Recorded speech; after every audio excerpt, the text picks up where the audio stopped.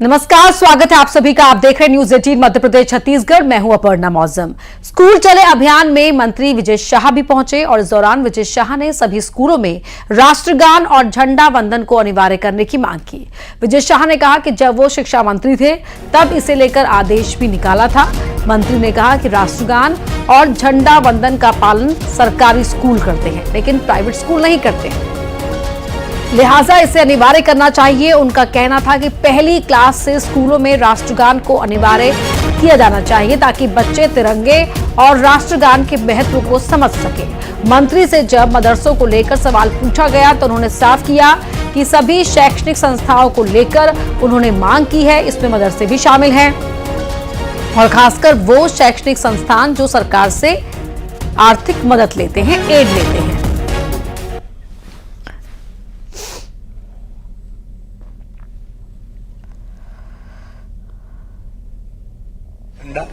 जनगण मन, रोटेशन पद्धति और जय हिंद, उसका उपयोग हमने आदेश निकाला था। शासकीय स्कूलों में पालन हो रहा है, लेकिन देखने में ये आ रहा है कि कहीं ना कहीं प्राइवेट स्कूल उसकी कभी कभी अवहेलना करते हैं। उसका सख्ती से आदेश हम निकालने के लिए निवेदन किया है। और झंडा वंदन हमने जनगण मन 6वीं से 12वीं तक अनिवार्य किया था। अभी हमने निवेदन किया है कि बच्चा पहली क्लास में जब जावे तो राष्ट्रीय तिरंगा झंडा और राष्ट्रीय गान से अवगत होना चाहिए। हमने हमारी भावना से मुख्यमंत्री को अवगत कराया है। मुख्यमंत्री ने बहुत जल्दी इसमें सकारात्मक निर्णय ले। मदरसों में भी ऐसा होना चाहिए क्या? अभी मदरसे शब्द का आप बार-बार क्यों इस्तेमाल करते हैं? कोई भी शिक्षण संस्थाएं उसमें मदरसे भी शामिल है। शिक्षण संस्थाएं चाहे मदरसे हो, गुरुद्वारे हो, चाहे कोई भी स्कूल हो, अगर वो गवर्नमेंट की एड ले रहा है तो झंडा वंदन और जनगण मन अनिवार्य होना चाहिए, ऐसा मेरा निवेदन है। विजय शाह की मांग का बीजेपी ने भी समर्थन किया है। राष्ट्रगान अनिवार्य हो, ये हर जगह होना चाहिए। रामेश्वर शर्मा का कहना है भारत के हर नागरिक की जिम्मेदारी है, मदरसों में राष्ट्रगान हो तो ये स्वागत योग्य है। इस तरह की मांग होना ये भारत के लिए या हम सब के लिए ठीक नहीं है। भारत के नैसर्गिक तत्व होना चाहिए। भारत के हर नागरिक की जवाबदारी है, भारत के हर शिक्षा संस्थान की जवाबदारी है। स्कूल हो, कॉलेज हो, मदरसे हो, गुरुकुल हो, जहाँ जहाँ शिक्षा के घर हैं या जहाँ जहाँ शिक्षा दी जाती है वहां पर राष्ट्रगान होना चाहिए। क्योंकि सब लोग कहते हैं ना राष्ट्र मेरा है, तो ये मेरा राष्ट्र है तो ये दिखाओ भी और कर्तव्य में व्यवहार में लाओ भी।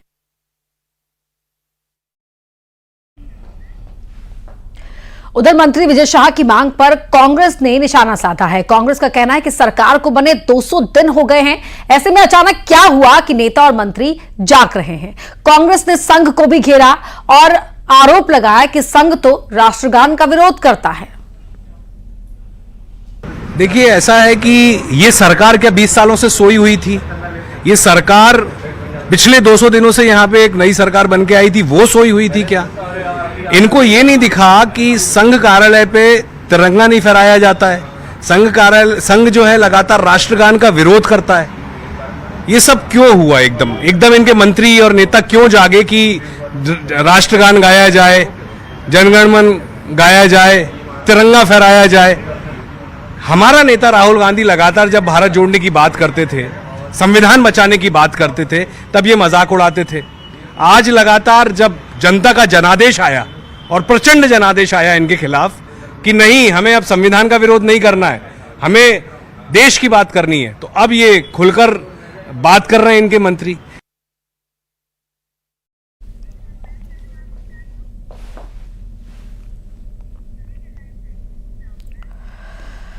और हमारे साथ खास मेहमान जुड़ गए हैं। कांग्रेस के प्रवक्ता हैं संतोष गौतम जी, बीजेपी के प्रवक्ता हैं ब्रजगोपाल लोहिया जी। बहुत स्वागत है आप दोनों का ही। संतोष जी, जो मांग की गई है विजय शाह की ओर से, उसको लेकर कांग्रेस संघ को क्यों घेर रही है? संघ को घेरने की बात तो अपर्णा जी इसलिए आ रही है कि यही राष्ट्रीय स्वयंसेवक संघ था जिसकी शाखाओं में आजादी के 52 वर्षों तक भी तिरंगा नहीं फहराया गया था। ये राष्ट्रगान का अपमान करते थे। ये कहते थे कि ब्रिटिश वायसराय की स्तुति में लिखा हुआ है रविंद्रनाथ टैगोर द्वारा। उसके बाद जो तिरंगे की बात थी उसमें गुरु गोलवलकर ने कहा था कि इस तिरंगे को देखकर हमारे मन में शून्य की उत्पत्ति होती है, शून्य का भाव उत्पन्न होता है, ये तिरंगा हमें किसी तरह से प्रेरित नहीं करता है। तो ये जो तिरंगे के विरोधी थे और जिन्होंने संघ की शाखाओं में 52 वर्षों तक तिरंगा नहीं लगाया, लेकिन जब जन दबाव पड़ा तो अपनी शाखाओं में तिरंगा लगाने लग गए और राष्ट्रगान की बातें करने लग गए। तो ये लोगों की बातें जो है ना, ये दो मुही है। हमेशा से राष्ट्रीय स्वयंसेवक संघ का आदर्श कभी तिरंगा नहीं रहा। उसका कारण स्पष्ट है, क्योंकि उस तिरंगे को फहराने में राष्ट्रीय स्वयंसेवक संघ की विचारधारा का कभी कोई योगदान ही नहीं रहा। आजादी के लेकिन आंदोलन अब में तो बीजेपी की सरकार के मंत्री कह रहे हैं ना, वो तो कह रहे हैं कि जिन भी शैक्षणिक संस्थानों को आर्थिक मदद मिलती है सरकार से, उन सभी को ये करना चाहिए। तो फिर इसमें एक संघ की बात और बीजेपी की बात कहां से आ गई? देर आए दुरुस्त आए वाला फैसला तो ये है ना, कि नहीं है? निश्चित रूप से बात पूरी हो जाती तो उसमें वो बात आ जाती। मैं वही कहना चाह रहा था कि आजादी के आंदोलन में इनका शून्य योगदान था। इनके जो गुरु गोलवलकर थे राष्ट्रीय स्वयंसेवक संघ के, वो आजादी के आंदोलन में एक दिन भी जेल नहीं गए और उनको ऊपर प्रश्न खड़े करते हैं जिन्होंने देश को आजादी दिलाई अपने संघर्षों से।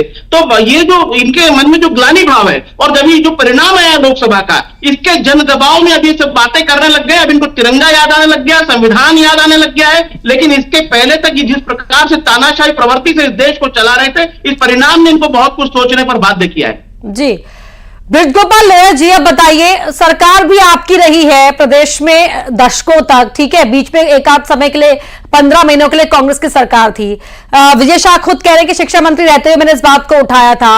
अब आपकी सरकार को, जो वर्तमान सरकार है, 200 दिन हो चुके हैं, उसके बाद अब ये बात कही जा रही है। और मदरसों को क्यों ये अनिवार्य किया जाए? मदरसों पर नहीं, देखिए, उन्होंने कब कहा मदरसों का? उन्होंने तो कहा कि कोई भी शैक्षणिक संस्था है उसके लिए ये यूनिफॉर्म रूप से लागू होना चाहिए।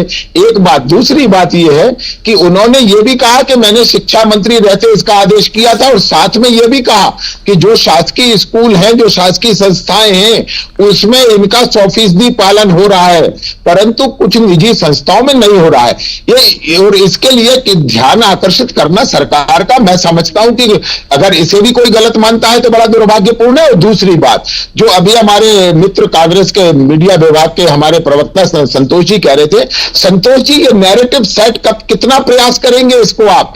दो नैरेटिव सेट करने की आप 75 वर्षों से कोशिश कर रहे हैं कि संघ ने कभी तिरंगे का ना तो अपमान किया है और ना कभी उसे अस्वीकार किया है। राष्ट्र का कोई भी ऐसा प्रतीक चिन्ह जो इस राष्ट्र के गौरव को बढ़ाता है, वो संघ कभी उससे नाखुश या अप्रिय नहीं हो सकता है। संघ तो सदैव उसके साथ है। एक बात। दूसरी बात, ये नैरेटिव भी आपका नहीं चलेगा कि किसका क्या योगदान था। आपको याद होगा कि पंडित श्यामा प्रसाद मुखर्जी उस पहली सरकार के मंत्री थे जो जवाहरलाल नेहरू के नेतृत्व में बनी थी।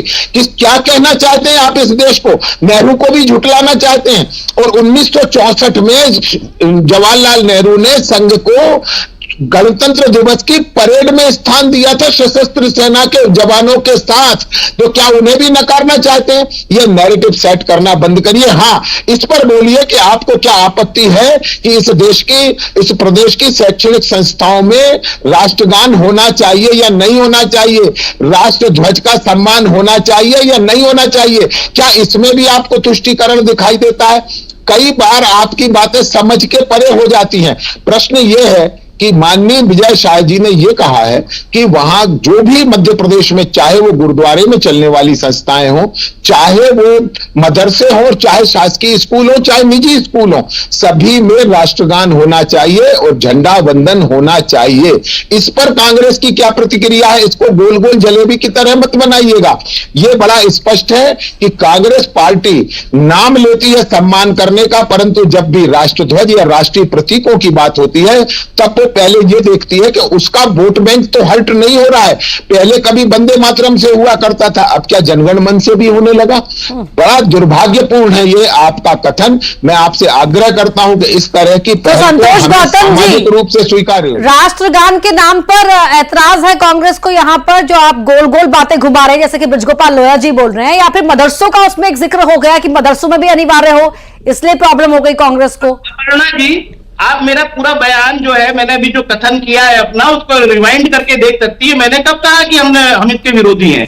ये तो बृजगोपाल जी की जो ग्लानि भावना है उनकी पार्टी की, उनकी विचारधारा की, वो बार बार प्रेरित इनको करती कि कांग्रेस के ऊपर झूठे आरोप लगाए राष्ट्रगान को लेकर, राष्ट्रध्वज को लेकर, और निश्चित रूप से लगना चाहिए। मेरा प्रश्न यह है कि भारतीय जनता पार्टी के मन में अब ये विचार क्यों आ रहे हैं? क्योंकि परिणाम इनके इस तरीके से विपरीत गए। इनको समझ में आ गया कि उनको संविधान का सम्मान करना होगा, हमको तिरंगे का सम्मान करना होगा। और अभी ये कह रहे थे कि संघ की विचारधारा कभी ऐसी नहीं रही और श्यामा प्रसाद मुखर्जी जी को इन्होंने पहले मंत्रिमंडल में शामिल थे। श्यामा प्रसाद मुखर्जी तो आजादी के पहले जो अंतरिम गवर्नमेंट बनी थी फजलुल हक सरकार में मंत्री बने थे, और श्यामा प्रसाद मुखर्जी को अगर नेहरू ने अपने मंत्रिमंडल में लिया तो नेहरू की उदारता का परिचायक है। और आज की जो सरकार है वो अपनी संकीर्णता पर ध्यान देकर नेहरू कितने उदारवादी थे। और दूसरा एक और चीज मैं बता दूं कि जिनकी सबसे ऊंची प्रतिमा नरेंद्र मोदी जी ने गुजरात में लगाई है सरदार वल्लभ भाई पटेल की, उन्होंने लिखा है कि आरएसएस के जो नेता थे उनके भाषणों का जो विश्वमन था उसके कारण गांधी जी के जीवन की अमूल्य कुर्बानी हुई है। आरएसएस से विष फैलाना छोड़े और उसके बाद आरएसएस पर प्रतिबंध लगाया था, ये कोई नेहरू ने नहीं लगाया था, गांधी ने नहीं लगाया था, ये सरदार पटेल थे देश के गृह मंत्री, आरएसएस पर प्रतिबंध लगाया था। तो आरएसएस ये छोड़े, जो गांधी जी की हत्या, राष्ट्रपिता की हत्या पर जिस विचारधारा ने मिठाइयां बांटी, वो हमको अगर देशभक्ति का पाठ पढ़ाएगी तो मैं इसे उचित नहीं मानता हूं। और इस ऐतिहासिक तथ्य को कोई झुठला नहीं सकता, ऐतिहासिक तथ्यों में दर्ज है, ये नेहरू के लेटर्स में दर्ज है, पटेल के लेटर्स में दर्ज है जो गुरु गोलवलकर को लिखे गए थे। और गुरु गोलवलकर अगर ऑन रिकॉर्ड है बता दें कि कितने दिन आजाद जवाब देने के लिए ब्रजगोपाल लोहिया जी ने अपना हाथ उठा दिया। जी ब्रजगोपाल लोहिया जी जवाब दीजिए। नहीं देखिए, बड़ा गंभीर प्रश्न उठा दिया है संतोष जी ने। संतोष जी, नेहरू तो इतने उदार थे कि उन्होंने इस देश को 2 हिस्सों में बांट दिया ताकि कांग्रेस के 2 नेताओं को प्रधानमंत्री बनने का अवसर मिल जाए। उन्हीं नेहरू की बात कर रहे हैं। मैं फिर से कहता हूं कि हमारा वैचारिक मतभेद है, नेहरू के साथ भी है, परंतु आपको यह समझना पड़ेगा कि इस राष्ट्र की एकता और अखंडता का प्रतीक है राष्ट्रध्वज। आपको यह भी समझना पड़ेगा कि राष्ट्रगान इस देश की एकता अखंडता का परिचायक है। और आपको जानकारी के लिए बता दूं, मानव संसाधन विकास मंत्रालय की पुस्तक है द फ्लैग, उसे पढ़िएगा कि उसने क्या सजेशन दिया था। इसके बाद भी नेहरू ने किस को ध्वज बनाया, परंतु जब निर्णय हो जाता है तो संघ और भारतीय जनता पार्टी ये मानते हैं कि देश के निर्णय के साथ खड़ा होना ही देशभक्ति है। मैं आपसे फिर कहता हूं, देश जब जब निर्णय करता है, राष्ट्रीय गौरव के निर्णय करता है, तब तब कांग्रेस पार्टी उसके खिलाफ खड़ी होती है और बातें गोल गोल जलेबी की तरह करती है कि हमने कब कहा। नहीं, लेकिन ब्रजगोपाल जी, कांग्रेस तो कह रही है कि रोक कौन रहा है आपकी सरकार को? वो तो साथ में इस बात के कि हाँ होना चाहिए, झंडा वंदन भी होना चाहिए, राष्ट्रगान भी होना चाहिए, रोक कौन रहा है? मैं आपसे फिर कह रहा हूं कि हमने तो कभी कहा ही नहीं। आज विजय शाह जी ने यदि ये कहा कि उसका पालन कहीं कहीं नहीं हो रहा तो सरकार का ध्यान आकर्षित करा रहे हैं। उस सरकार ने ये कहा है, माननीय मुख्यमंत्री जी ने, कि हम उन्हें भी चिन्हित करेंगे जहां राष्ट्रध्वज और राष्ट्रगान का अपमान हो रहा है। तो क्या ये मांग करना और उस पर आश्वासन देना, क्या इसे आप राजनीति मानते हैं? ये सकारात्मक पहल है ना, ये ध्यान आकर्षित किया गया है, ये कह रहे हैं ब्रजगोपाल लोहिया जी, संतोष जी। और ब्रजगोपाल लोहिया जी कह रहे हैं, मैं सवाल आपसे पूछ रही हूं उनके सवाल को आगे बढ़ाते हुए। जी अपर्णा जी, बहुत खुशी की बात है कि ध्यान आकर्षित कर रहे हैं। और मुझे तो खुशी है कि जिस देश में एक ऐसी विचारधारा थी जिसने 52 वर्षों तक अपने कार्यालयों पर झंडा नहीं फहराया, आज अगर वो तिरंगे के सम्मान की बात कर रही है, जिसके गुरु गोलवलकर ने कहा था कि तिरंगे को देखकर हमारे मन में शून्य का भाव उत्पन्न होता है, तो ऐसी विचारधारा भी अगर तिरंगे का सम्मान करने की बात करने लग जाएगी तो मैं समझता हूं देश के लिए अच्छा लक्षण है। लेकिन सियासी आक्षेपों में कहीं ये तो नहीं होगा कि जो सकारात्मक पहल की बात की जा रही है वो सिर्फ आक्षेपों में ही छिपकर रह जाएगी? लेकिन हम तो पूरी तरह से, हमने तो तिरंगे के लिए कुर्बानियां दी हैं, जो दुनिया गवाह है। इस कांग्रेस पार्टी ने एक लंबे संघर्ष के बाद देश को आजादी दिलाई और इस तिरंगे को जो आज फहराने की जो ताकत हिंदुस्तान की जनता को मिली है, उसके पीछे कांग्रेस जैसी पार्टियों का संघर्ष रहा है लंबा। तो ये तो हमारे लिए तो खुशी का अवसर है। ये तो कौन सी कांग्रेस का? कौन सी कांग्रेस का? महात्मा गांधी की कांग्रेस का, जिन्होंने ये कहा था कि अब कांग्रेस को तिरोहित कर देना चाहिए, उनकी कांग्रेस का? या सरदार पटेल की कांग्रेस का? या देवराज अर्ज की कांग्रेस का? कौन सी कांग्रेस? पहले आप तय तो कर ले कि आप किस कांग्रेस की तरफ से बात कर रहे हैं। हम उस कांग्रेस की बात कर रहे हैं। वो स्काइप से कनेक्टेड है, वो स्काइप से कनेक्टेड है, लगातार आपकी बात को ना सुन पाएंगे ना जवाब दे पाएंगे। जी संतोष जी, सुना आपने ब्रजगोपाल लोहिया जी को? नहीं, मैंने तो सुन लिया ब्रजगोपाल लोहिया जी को। मैं तो कह रहा हूं कि मुझे खुशी है इस बात की कि एक ऐसी विचारधारा जिसने आजादी के आंदोलन में भाग नहीं लिया, जिसने भारत छोड़ो आंदोलन का विरोध किया, तो आपत्तिजनक है। यही आपत्तिजनक है कि हमने भाग नहीं लिया। कौन थे वीर सावरकर जिन्हें 2 जन्म का आजीवन कारावास हुआ? यदि नेहरू को पीए की सहित जेल मिली, जिनकी जेल की सजाएं सुबह 12 बजे हुई, 12 बजे नेहरू को सजा हुई और 4 बजे क्षमादान प्राप्त हो गया, नहीं वो सेनानी सेनानी थे, और जिन्हें 2 जन्म का कारावास हुआ वो क्या थे, जिनकी शहादत को आपने स्वीकार करने से इनकार कर दिया। क्या देश में स्वतंत्रता संग्राम सेनानी भी आपकी सहूलियत के अनुसार होंगे? ब्रजगोपाल लोया जी, वही मैंने कहा ना कि वो स्काइप से कनेक्टेड हैं, आपकी बात का उस रफ्तार के साथ जवाब नहीं दे पाएंगे। उनको जवाब देने के लिए आपको शांत होना ही पड़ेगा। संतोष जी, अपनी बात कंप्लीट कर लीजिए। वही मैं कह रहा हूं अपर्णा जी कि इस देश की विचारधारा में ये सावरकर की तुलना कर रहे हैं भगत सिंह, नेहरू, गांधी से। सावरकर ने माफीनामे लिखे, इनमें से जितने मैंने नाम लिखे, उन्हीं सावरकर को तो इंदिरा गांधी ने बताया था ना वीर पुरुष, नहीं? सुन लीजिए, इंदिरा जी ने वीर पुरुष बताया था, ठीक है, वीर पुरुष बताया था, लेकिन वही वीर पुरुष बाद में कायर में तब्दील हो गए थे। तो देश ने देखा ना कि कैसी बात कर रहे हैं? श्रीमती गांधी के पहले तो वो धरती से छोड़कर चले गए। ये जो देखिए, ये अज्ञानता को और झूठ को सच सिद्ध करने की कोशिश है। ठीक है, एक मिनट, अपनी बात उन्हें पहले कंप्लीट कर दीजिए। ब्रजगोपाल जी, एक मिनट बताइए कि गोलवलकर कितने दिन जेल में रहे, खाली एक बात बता दीजिए आप। तो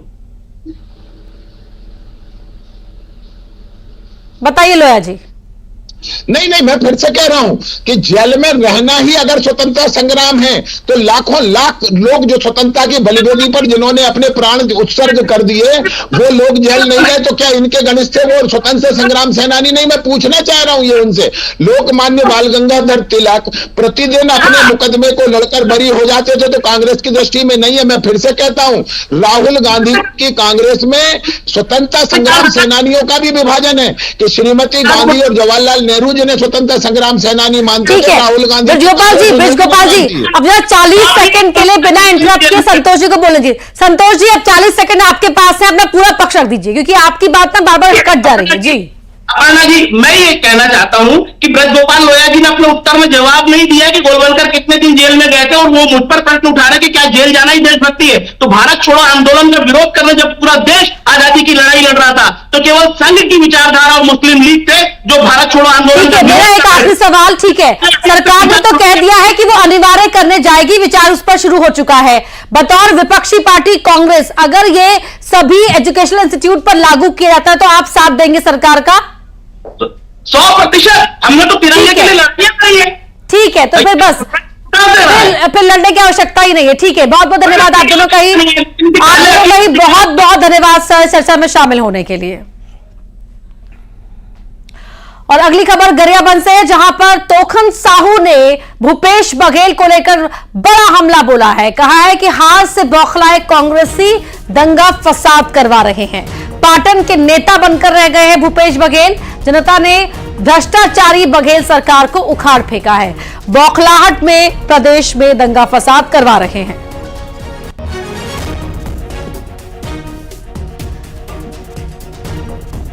तो मंत्री तोखन साहू ने ये बड़ा हमला भूपेश बघेल को लेकर बोला है। 6 महीना पहले कांग्रेस पार्टी और भूपेश बघेल हार से ये लोग बौखलाए हुए हैं। 6 महीना पहले भूपेश बघेल की सरकार को, जो भ्रष्टाचार में डूबी हुई सरकार को प्रदेश की जनता उखाड़ फेंके थे। ये चुनाव लड़ने गए थे राजनांदगांव में, और राजनांद की जनता ने इसे वापस लौटा दिए। ये पाटन के नेता बन करके रह गए हैं, ये प्रदेश के नेता नहीं है। अपनी बौखलाहट के कारण ये पूरे प्रदेश में ये दंगा फसाद करवा रहे हैं और ये प्रदर्शन कर रहे हैं। तो यहां आपने सुना मंत्री तोखन साहू को, कहा कि जो भूपेश बघेल हार से बौखलाए कांग्रेसी जो है वो दंगा फसाद करवा रहे हैं, और भूपेश बघेल अब बस पाटन के नेता बनकर रह गए हैं। यहां पर भूपेश बघेल पर हमलावर रही है बीजेपी, और बीजेपी सरकार में मंत्री नेता लगातार हमलावर हैं। कह रहे हैं कि जो सिर्फ पाटन के नेता बनकर रह गए, क्योंकि लोकसभा में भी जनता ने रिजेक्ट कर दिया है और विधानसभा चुनाव में भी जनता ने खारिज कर दिया था। बौखलाहट में प्रदेश में दंगा फसाद कांग्रेसी करवा रहे हैं। इस तरह की घटनाएं बीते दिनों हुई हैं, उनको लेकर कांग्रेस पार्टी को कटघरे में खड़ा किया है तोखन साहू ने। तो भूपेश बघेल पर, छत्तीसगढ़ के पूर्व मुख्यमंत्री भूपेश बघेल पर बड़ा हमला तोखन साहू ने बोला। हमारे साथ बीजेपी के प्रवक्ता राजीव चक्रवर्ती जी जुड़ गए हैं। राजीव जी, क्या सिर्फ पाटन के नेता बनकर रह गए भूपेश बघेल, ऐसा क्यों कह रहे हैं तोखन साहू? जी बिल्कुल, भूपेश बघेल जी ने दावा किया था कि प्रदेश में उनकी सरकार आएगी, उनकी सरकार नहीं आ पाई। लोकसभा में उन्होंने बड़ी बड़ी चुनौतियां दी, सारी धराशायी हो गई और हार के बाद ईवीएम पर दोष और बड़ौदा बाजार में उनके नुमाइंदे जाकर जिस प्रकार से वैनमत्स्य फैलाया, तोखन साहू जी ने बहुत सही कहा कि भूपेश बघेल जी अब केवल पाटन के नेता बनकर रह गए हैं और वो एक नकारात्मक आंदोलन चला रहे हैं, एक नकारात्मक राजनीति कर रहे हैं, समाज के बीच में द्वेष फैलाना, समाज के बीच में विद्वेष फैलाना, शांति प्रिय लोगों के बीच में सद्भावना बिगाड़ना। तो इसलिए जो उन्होंने बयान दिया है तोखन साहू जी ने, बिल्कुल वो सही समय पर सही बयान है। लेकिन सरकार आपकी है प्रदेश में, ऐसे में कोई दंगा फसाद के लिए प्लॉटिंग करेगा तो आपकी सरकार क्या करेगी फिर? नहीं, बिल्कुल दंगा फसाद सद्भावना बिगाड़ने वाले के ऊपर पार्टी कार्रवाई करेगी, दोषियों को छोड़ा नहीं जाएगा। लेकिन देखिए, एक सत्ता पक्ष होता है, एक प्रतिपक्ष होता है, लेकिन प्रतिपक्ष इस प्रकार से जो राजनीति कर रहा है वो राजनीति के उसूल नहीं है, वो राजनीति के सिद्धांत नहीं है। राजनीति सिद्धांतों पर की जाती है। लेकिन प्रतिपक्ष तो यही कह रहा है ना कि तो सरकार की नाकामी है ना कि चीजें हो रही हैं यहाँ पर। नहीं, नाकामी नहीं है, सरकार का विश्वास था कि बलौदा बाजार में ज्ञापन दिया जा रहा है, लोकतांत्रिक प्रक्रिया में ही इस आंदोलन चल रहा है। लेकिन जिस प्रकार से भूपेश बघेल के लोग, देवेंद्र यादव ने वहां पर माहौल बिगाड़ा, जिस प्रकार से उन्होंने भाषण दिया, आग लगा दो, ये सारी बातें बताती कि वो प्रशासनिक फेल्योर नहीं है। ठीक है, ये विश्वास। धनंजय सिंह ठाकुर जी जुड़ गए हैं, कांग्रेस के प्रवक्ता है। धनंजय जी, कांग्रेसी हार से बौखलाए हुए दंगा फसाद करवा रहे हैं, बीजेपी का हमला है, तोखन साहू ने भी बड़ा हमला बोला भूपेश बघेल पर। देखिए, दंगा फसाद करना, हिंसा करना, ये भारतीय जनता पार्टी के नेताओं का चरित्र है और इन्हें शाखा में यही सिखाया भी जाता है। चाहे किसान आंदोलन हो, चाहे अन्य प्रकार के कोई आंदोलन हो, वहाँ संघीय और भाजपाई रूप बदल कर जाते हैं और दंगा फसाद करते हैं, आगजनी करते हैं, लूटपाट करते हैं और उस माहौल को खराब करते हैं। वही भारतीय जनता पार्टी की स्थिति यहाँ पे बलौदाबाजार में दिखा है। इनको बताना चाहिए, मुख्यमंत्री विष्णु साय जी के जो कार्यकर्ता हैं, जो भारतीय जनता पार्टी के जिला अध्यक्ष हैं, सनम जांगड़े, वो तो गए थे परमिशन लेने के लिए। खाना बनाने वाला वहाँ का भारतीय जनता पार्टी के नेता था, टेंट लगवाने वाला कौन था? भारतीय जनता पार्टी का नेता था। और वो ठेकेदार जिसके ऊपर कर्मचारियों पर आरोप लगा है जैद खान को डैमेज करने का, वो कौन है? वो भी तो भारतीय जनता पार्टी का नेता है। ये पूरी तरीका से भारतीय जनता पार्टी का षड्यंत्र लग रहा है सतनामी समाज के लोगों को बदनाम करने का। बाबा गुरु घासीदास जी के जो मन के एक समान के जो संदेश है, जिससे पूरा प्रदेश चलता है, उस संदेश को तार करने का ये पूरी तरीके से राजनीतिक आरोप प्रत्यारोप तो लगते ही रहते, रिवाज होता है सियासत का, लेकिन नुकसान समाज का ना हो ये तो सुनिश्चित करना होगा। उसमें सरकार की भूमिका भी है तो प्रतिपक्ष की भूमिका भी उतनी ही महत्वपूर्ण हो जाती है। बहुत शुक्रिया आप दोनों का इस बातचीत के लिए। खबरें लगातार जारी है, यहाँ रुक एक छोटे से ब्रेक के लिए।